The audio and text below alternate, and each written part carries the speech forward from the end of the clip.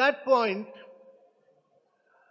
India felt that we should start our presidency with the theme of Vasudev Kutumbakam. That is, the world is one family. We are one earth, one family, and we should have one future. And the Prime Minister, who's the leader of G20 from India, and I act as his Sherpa, he said that our presidency, India's presidency, should actually be inclusive, it should be ambitious, it should be decisive, and it should be action oriented. And these are the four principles on which we have worked. And I can assure you that we have lived up to his vision of being inclusive, ambitious, action oriented, and very, very decisive during our presidency. During this presidency, we had some broad priorities with which we started. And these priorities were very critical for the global world. First of which, that at a point of time when the 1/3 of the world is facing a recession, we should drive bold, sustainable, strong, and inclusive growth.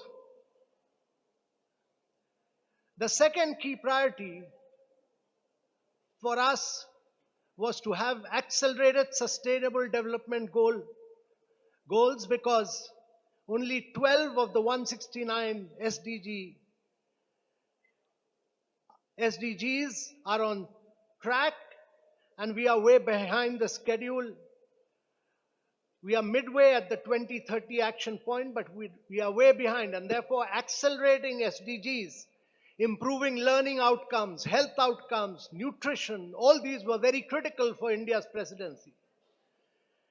Thirdly, we wanted the world to take the lead on green development in the context of climate action and climate finance. And there were several components of this which we wanted to drive, and therefore green development, climate action, climate finance was our third priority.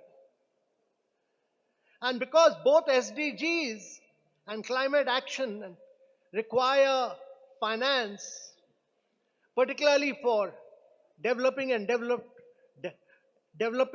emerging markets in the global south, it was critical that we focus on multilateral institutions of the 21st century, how to redesign and reform them.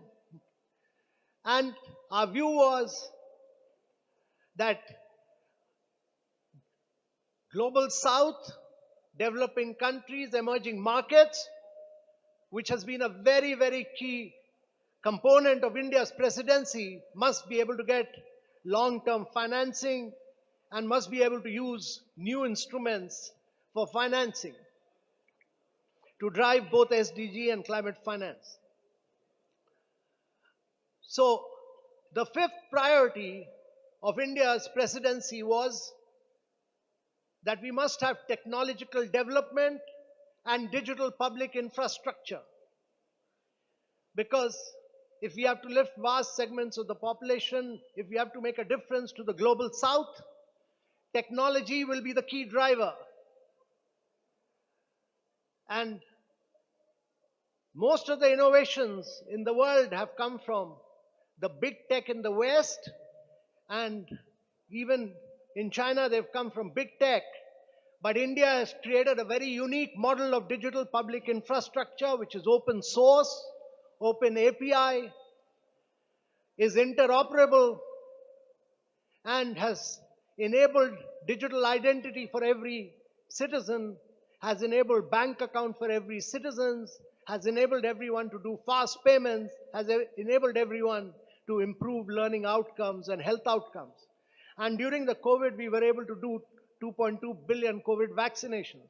And therefore, technological development and how to use digital public infrastructure to drive growth, when 4 billion people of the world do not have digital identity.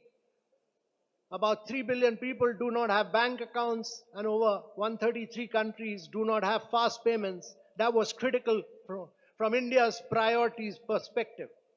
And the last key priority, which the Prime Minister elucidated and which he felt very strongly about, was women-led development, to bring women-led development, to bring women empowerment and gender equality.